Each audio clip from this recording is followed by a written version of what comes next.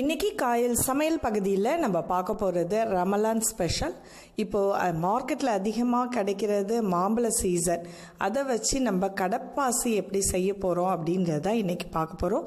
இது ரமலான் டைமில் நீங்கள் சாப்பிட்லாம், சம்மர்லேயும் அதிகமாக எடுத்துக்கலாம், உடம்புக்கு ரொம்ப நல்லது.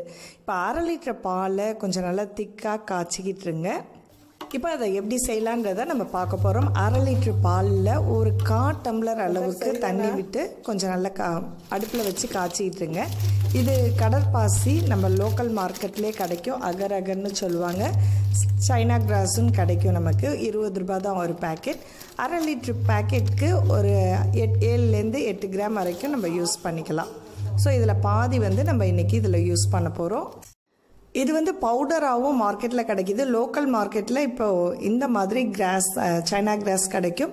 கடற்பாசின்னு சொல்லி வாங்கிக்கலாம். இதை தனியாக நம்ம தண்ணியில் ஊற வச்சும் சேர்க்கலாம். இப்போ பால் காஞ்சிட்டு இருக்கும்போதே இதில் கட் பண்ணி, சில பேர் சொன்னாங்க இதில் பாலோட காய்ச்சினா அது ரொம்ப திப்பி திப்பியாக வருது அப்படின்ட்டு. அந்த மாதிரி வரலைன்றதுக்காக நான் இந்த வீடியோவில் இப்போ காமிக்கிறேன். சின்ன சின்ன பீஸா கட் பண்ணி அதிலேயே போட்டு நல்லா காய்ச்சிக்கிட்டே இருக்கணும். இப்போ தான் பால் நல்லா கொதிக்க ஆரம்பிக்குது. கடற்பாசி கரையணும். அந்த பார்த்திங்கன்னா தெரியும், நம்ம தண்ணியில் ஊற வச்சா சீக்கிரம் கரைஞ்சிடும். இது பால்லையே டைரெக்டாக நீங்கள் போட்டிங்கன்னா கொஞ்சம் காய்ச்சிக்கிட்டே இருக்கணும். பாலும் நல்லா காயணும். ஸோ இப்போ காய்ஞ்சதுக்கப்புறம் இதில் சீனி எதுவும் சேர்க்க வேண்டாம். நம்ம இதை ஆற வைக்கணும். இப்போ நார்மலாக நீங்கள் தனியாக ஆற வச்சிங்கன்னா அது உடனே உறைஞ்சிடும். அதனால ஒரு பெரிய பக்கெட் தண்ணியில் வச்சு நம்ம அலசும் போது சீக்கிரம் பால் சூடு இறங்கிடும். நம்ம இதை அதுக்கப்புறம் தான் சீனி சேர்த்து கொஞ்சம் நாள் தேவைக்கு நல்லா கரைச்சிடுங்க. சீனியை நல்லா கரைச்சி விட்டுடுங்க. கரையிட்டு உங்கள் தேவைக்கு இந்த சீனியோட அளவை நீங்கள் சேர்த்துக்கலாம். இப்போ மாம்பழம், இப்போ நல்ல சீசன், அது பழுத்த மாம்பழமாக பார்த்து 1/2 கிலோவுக்கு கொஞ்சம் நல்ல உங்களுக்கு எவ்வளோ ஃப்ளேவர் தேவையோ அந்தளவுக்கு மேங்கோ பல்ப் அல்லது மேங்கோ ஜூஸ் அந்த மாதிரி எடுத்துக்கலாம்.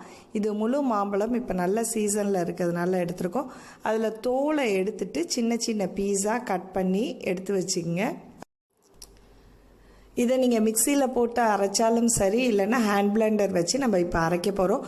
ஆறின கடற்பாசி பாலை இதில் ஊற்றி கொஞ்சம் நல்லா பிளெண்ட் பண்ணுங்கள். நிறைய பால் மொத்தமும் இதில் ஊற்றாமல் கொஞ்சம் கொஞ்சமாக நம்ம அரைச்சி எடுப்போம். மாம்பழத்தோட பாலும் நல்லா கரைஞ்சி மிக்ஸ் பண்ணணும். இது மிக்சியில் போட்டிங்கன்னா தெரிக்குன்றதுனால நம்ம இந்த மாதிரி ஹேண்ட் பிளெண்டர் யூஸ் பண்ணுறோம்.